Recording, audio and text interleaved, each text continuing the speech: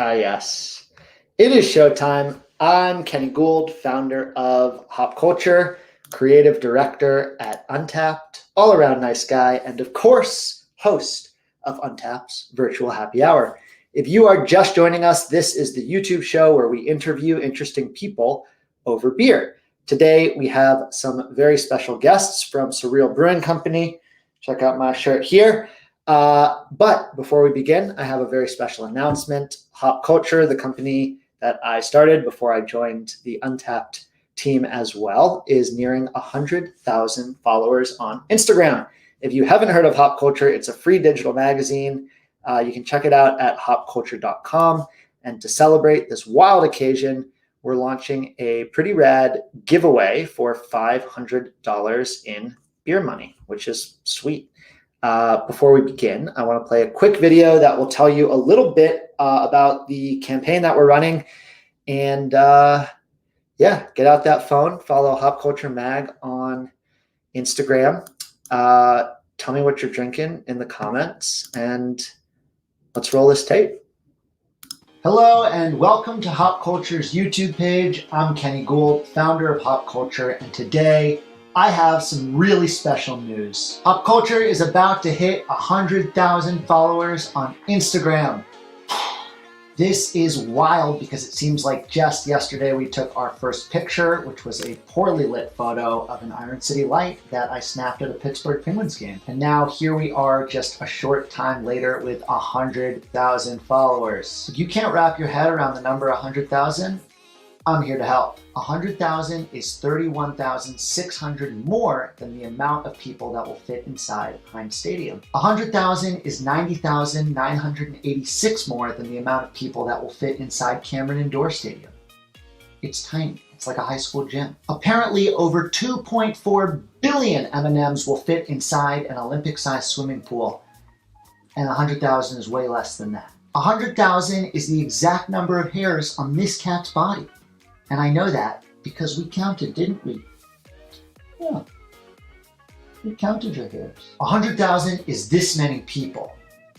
100,000 is this many dots.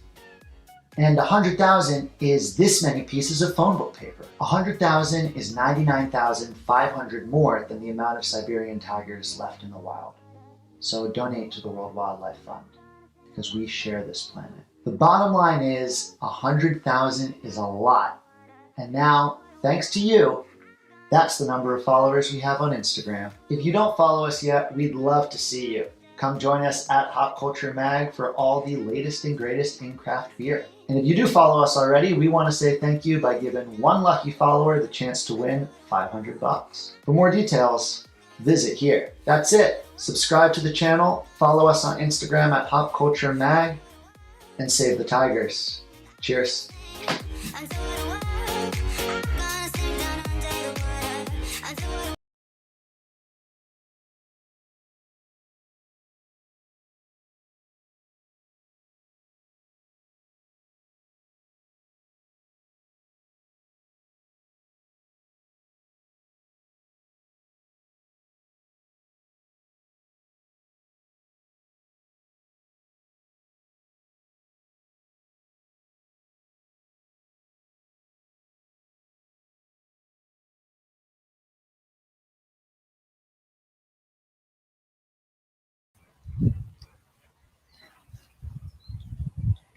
Well, my mic was just muted for that whole thing. Yeah, I thought it was just us.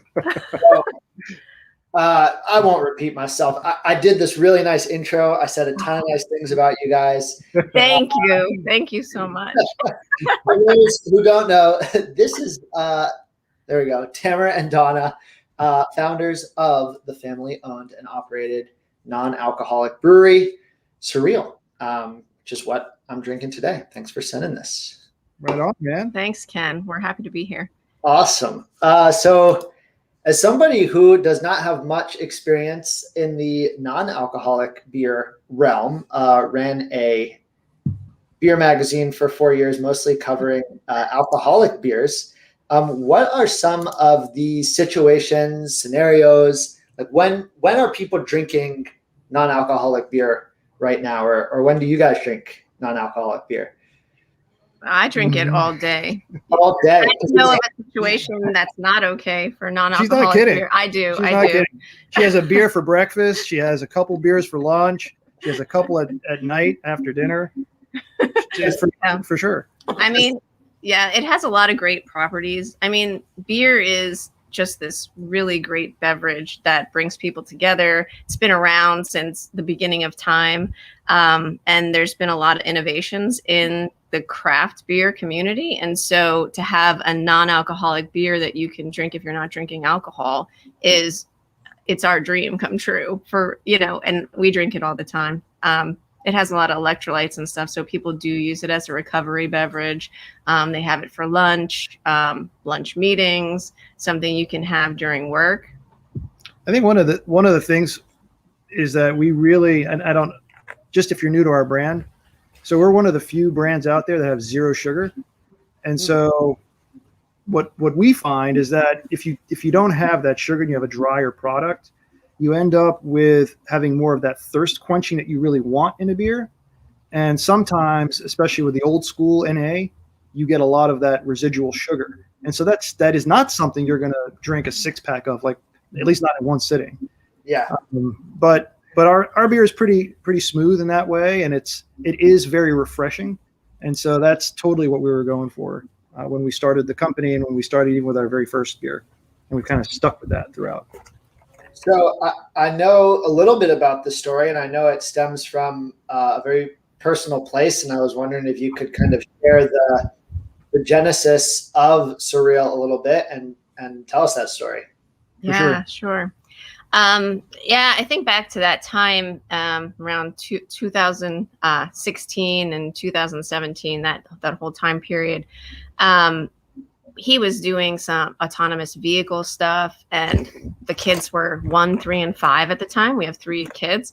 And I was diagnosed with breast cancer, and it just like knocked us on our feet. Just like, it was pretty life-changing, as it is for most folks. And I went through a 1.5 years of treatment successfully. And then we took our kids on a trip to 6 countries after that. We just kind of slowed down. He had been traveling a lot, like during that whole time before. And so, we just wanted to come together as a family. And so this trip at 6 countries took us like literally around the world. And the thing that we wanted most of all was to have a craft beer, and we didn't drink. And so we wanted a non-alcoholic craft beer, and we wanted to celebrate. And we tried things from around the world, and we didn't find anything worth celebrating. And I think sometimes you just hit a time in your life and you're like, well, I don't want to feel excluded anymore from this. I want craft beer, and we should be able to have it. And I know a lot of people feel that way. And so that's when we decided to create Surreal and make non-alcoholic craft beer. That's awesome. What countries did you guys visit? We went to Iceland. Iceland was amazing. France, Dubai. We went to Italy, and Bali. Yeah. Bali and Tokyo we went to. Wow. Last week I just bought a round trip ticket for next year to Tokyo from Pittsburgh for $245. Sweet. Oh, that's amazing. I think our tickets are more. It's an amazing place. Were those all places that you wanted to visit, or like what was the process? Yeah, for choosing those places? Different cultures, and like expose the kids to it. And after her 1.5 years of treatment, we really wanted to just get the hell out. Yeah. And just do something else and be somewhere else, and really just celebrate life. And beer is such a big part of like just that type of occasion. Yeah. And so that's how we got there. And, the funny part is we didn't know how to make beer. Mm-hmm. So, Donna and I we're not like experienced brewers. And so we got home, we're like, well, this is what we know we need to make because it doesn't exist. And this is back in late 2017. Okay. And so since we really didn't have a way to do it, like we started talking to people. We went to homebrew shops, we talked to professional brewers, and everyone's like, sorry, dude, I have no idea, And even the beer program. Yeah. And so like someone's like, well, why don't you go talk to the university? There's a beer program. Ask them. Yeah. I'm like, all right, it's a good idea. And so we went, and like I sat down with a PhD in beer science. It's just not the formal title, but he is a PhD. and he was really, really kind, and he took the time to sit down with us, and he was just like, what you're trying to do is not possible. It's like you need expensive equipment, or you need to just arrest or like halt the fermentation process. That's it. That's what there is out there. And I'm like, but I don't want to do that. I don't want to do it that way. I want to do something that's like true to craft and really purposefully made. He's like, don't know what to tell you. And so that sucked. That sucked really hard. And we got home, and then like after we kind of we're sad about it for a little while, we're like, you know what? We beat cancer, man. Like, we could figure this out. Yeah. And so we did, and we just started brewing, and we brewed our asses off for 9 months, and we nailed it after literally 9 months. And we launched in June of 2018 our very first beer, Red IPA. which is this gorgeous red IPA. Got it in the fridge. Wild. Yeah. And we've just been making new beers that have never been made before in the NA world. And this is the first red non-alcoholic IPA. The hazy was the first hazy. The Kolsch was the first Kolsch. Porter was the first porter. And the reason why is because there just hasn't been a lot of innovation in this space for a really long time. Mostly just lagers from macro breweries. Yeah, for 30 years. Yeah. It's a long time. And so we're like, we want the beers that we want to drink. Yeah. And nobody else is making them. So let's get to brewing, Yeah. And so this is pretty big in Europe, right? The non-alcoholic beer movement is much less stigmatized and much more accepted in Europe. Do you know anything about that? Or I know Heineken came out with 0.0, which is their non-alcoholic Heineken. Right. I've tried it actually. It tastes a lot like Heineken. Just like Heineken. Yeah. Yeah. I mean, they did Like on that for sure. But in the craft space, there just wasn't anything at the time. And you're right though. In Europe, so one of the companies I worked for was a German company, German automotive company, and so I spent a lot of time in Germany. And I think, speaking of that, Weinstefaner makes actually a really nice NA. They make a nice hef. Huh. I think they do it through some kind of dealcoholization process, but I think they've really dialed it in such a way that it's not overly sweet. It's not like 120 calorie non-alcoholic beer, because kind of what's the point if you're going to drink an NA? Like, it probably should be the healthiest one you can get, in our opinion, right? But yeah, it is definitely less stigmatized, and it's much more popular. And so I think there's been advances in Europe far ahead of what we've been doing in the U.S. for a while. But it's pretty rad. Like, in the last few years, not just us, but a couple of other companies have been popping up. And now I think there's probably dozens of non-alcoholic beer styles out there in the market. And so one of the coolest things about it, and I'm trying not to beer geek out too much on you, is that Why we're here. Our peeps. Yeah, for sure. In the NA space, like, no two companies necessarily make it exactly the same way. And that's what I think is really cool. It's that you've got different kinds of NA and different processes and ways of making it that lends itself to a different product for a different palate, for different occasions even. Our niche, our thing that we're after is really this all the time beer that you can have, no strings attached, right? It doesn't compromise your health goals in any way. It's a day drinker. It's an afternoon drinker. At 25 calories, I see you were drinking the hazy. Yeah. I mean, you could pound a 6-pack of that, and it's equal to not even one of the typical non-alcoholic beers in the market from the big guys. So that's the thing we're after, is to deliver that health conscious beverage. But there's all kinds of things out there, and I think that's what makes it so cool right now. Such an interesting time in our space. Just the amount of innovation that's coming out right now.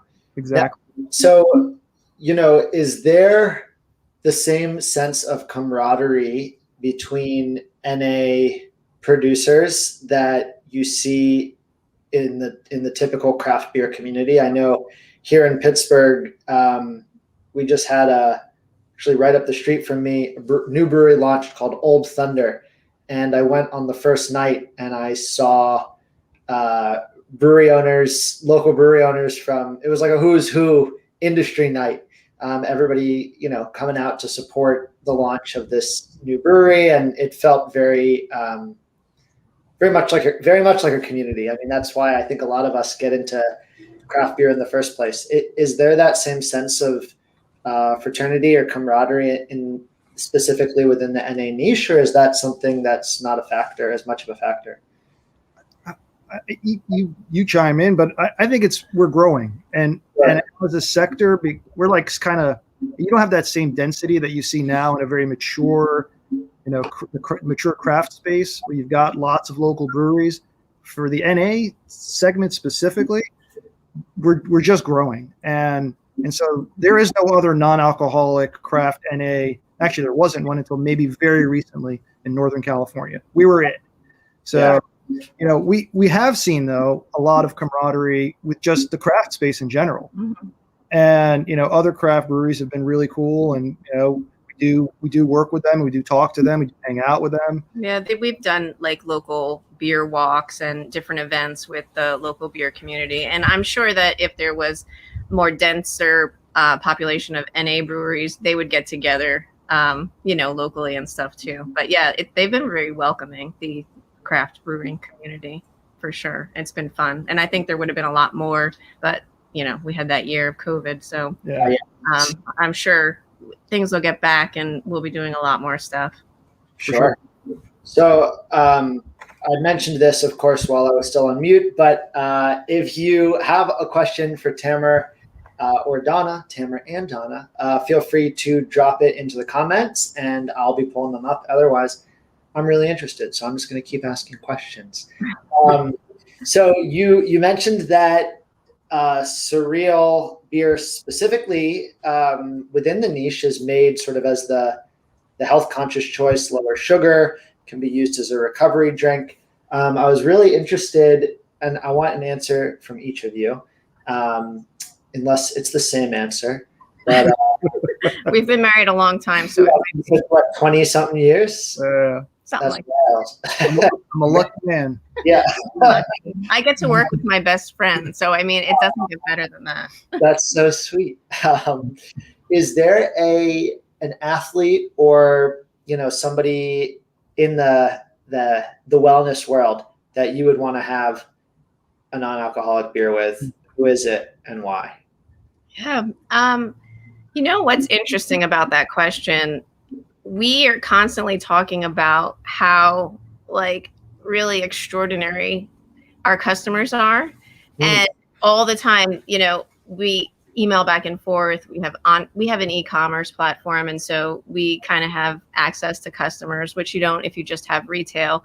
And some really interesting folks. And so I think my answer, and I'm sure Tammer's answer too, because we talk about it all the time, if he had his way, he would want to travel the US and talk to our customers and have a drink with them. But they're so cool that that's who I would want to have a drink with, and Tammer as well, I'm sure.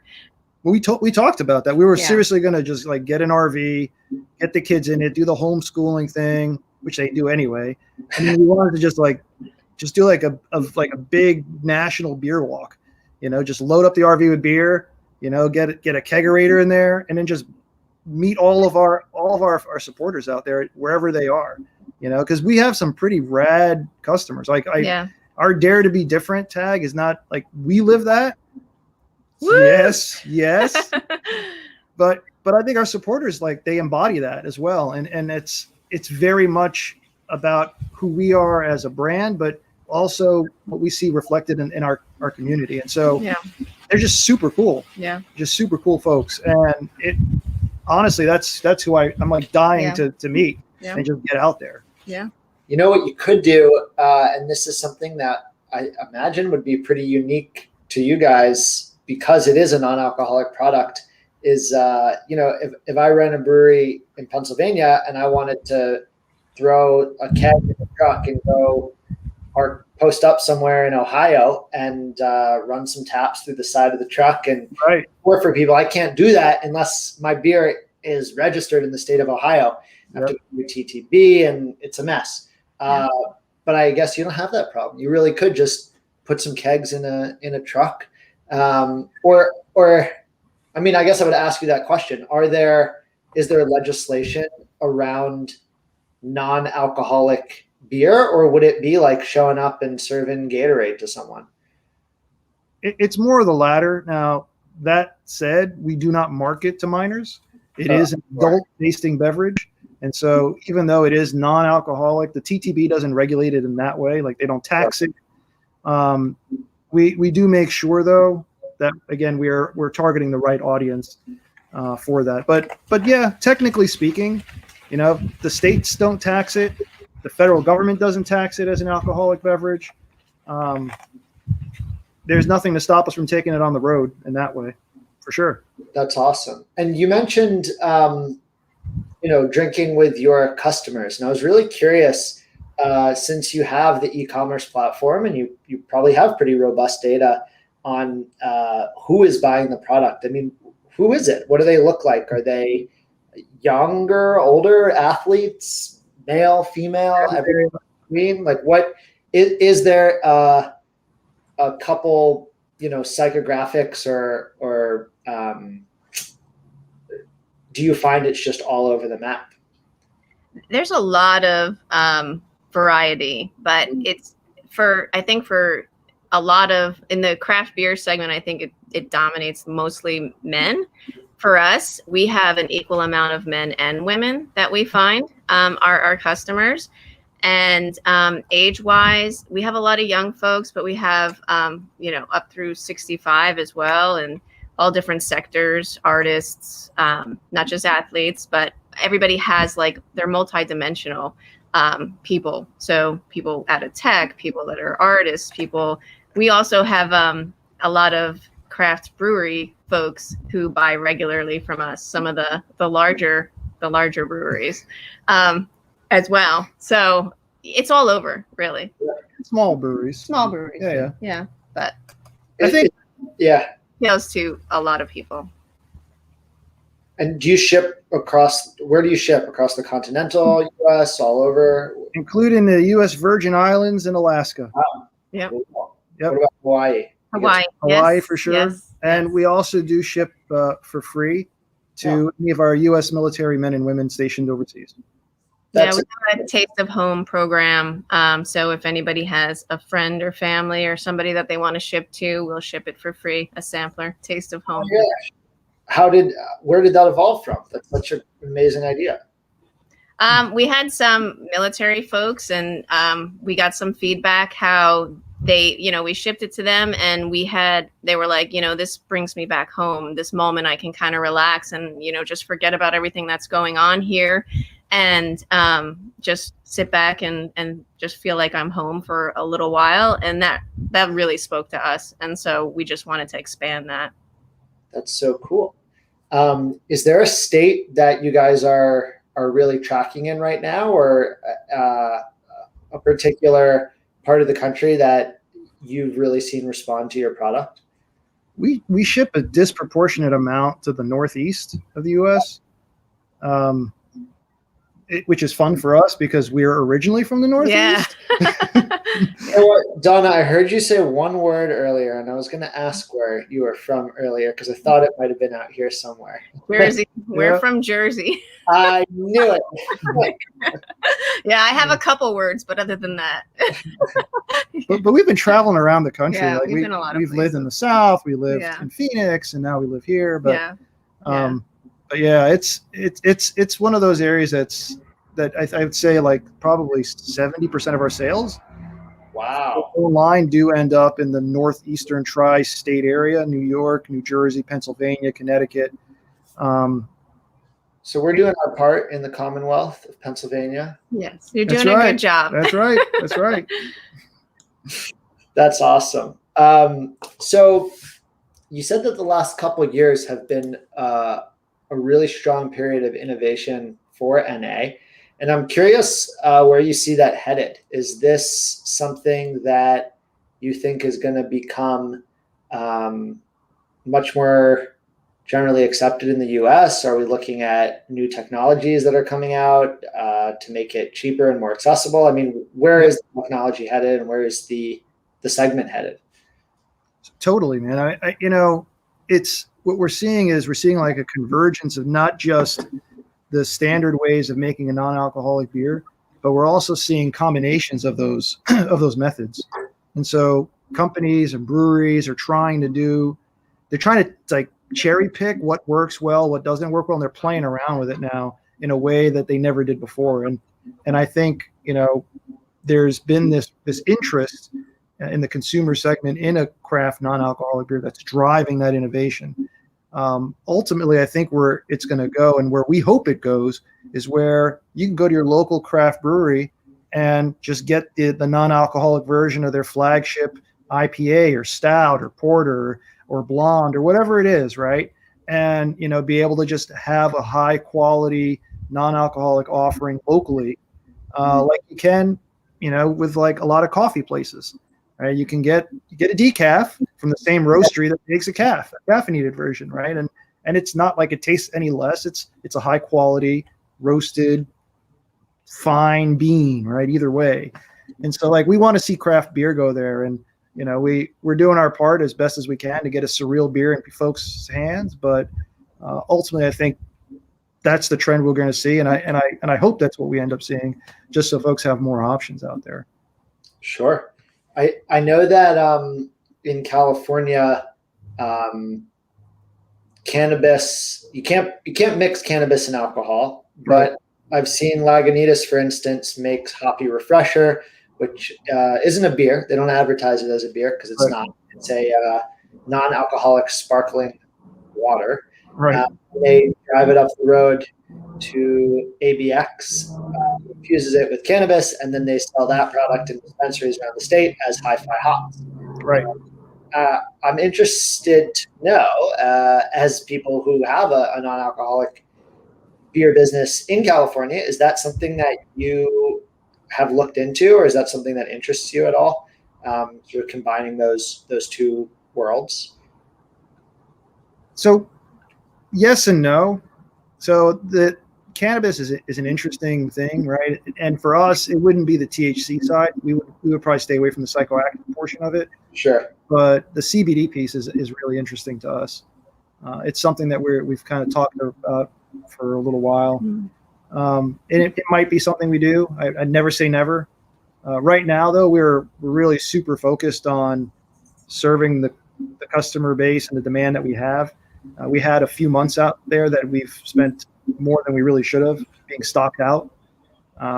So we spent a lot of time ramping up and scaling up to the point now where we think we can meet that demand for at least this year pretty well, and hopefully the next few years. But at least this year, we've got about 100,000 barrel capacity, and so hopefully that works. And then I think we could start turning our energies into exploring things like alternate channels of product around cannabis or otherwise. Really, we've got actually a lot of different ideas that expand beyond just the cannabis or the CBD non-alcoholic beer fusion. Sure. A lot of stuff you could do out there with fermented beverages, and we really kind of want to open up the category a little bit further and do things that others again are just not doing it because either it's not on their mind, or maybe it's just not part of mainstream. But that's just who we are. It's in our DNA. We do dare to be different, and that's kind of, we're always looking for that next thing in the sights.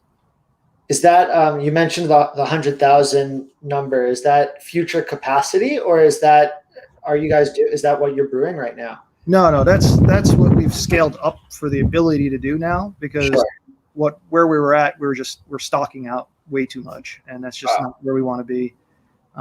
Sure. People want your product. You want to be able to get it to them. Yeah. Exactly. It's just frustrating for folks too, right? And we know that as a consumer ourselves of products, like that pisses you off if you try to get something that's never in stock. So that you want it more. Yeah. Well, true. But that's on us to solve. And so we dug deep, and we figured a path to solve for it in a way that's going to be sustainable. So sure. That's great. If somebody wanted to try the product, I know you mentioned you ship to all throughout the country and even overseas to active service members, which is awesome. What is a good entry point? Where do you guys recommend somebody start in your line? So I've got it's the newest kid on the block. It's our Creatives IPA. This is a modern, I'd say it's a modern take on the West Coast style IPA. So it's more juicy than it is bitter. This one I think is going to be something that folks would maybe really enjoy starting with.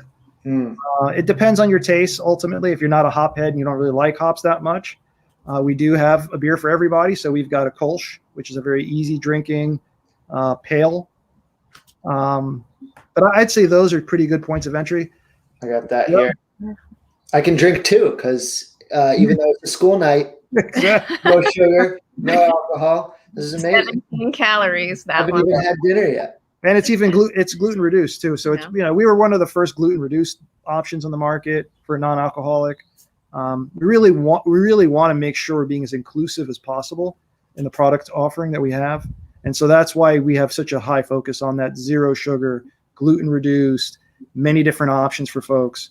Because we've been there, we're not tourists in the non-alcoholic world. Like we've been here for decades, just wishing and hoping that someone would care about us and what we want, and what we need. And so when we had the chance to create Surreal Brewing, we're like, we can't forget folks. We gotta do that. And we gotta make sure that that's something that's at the forefront of our mind.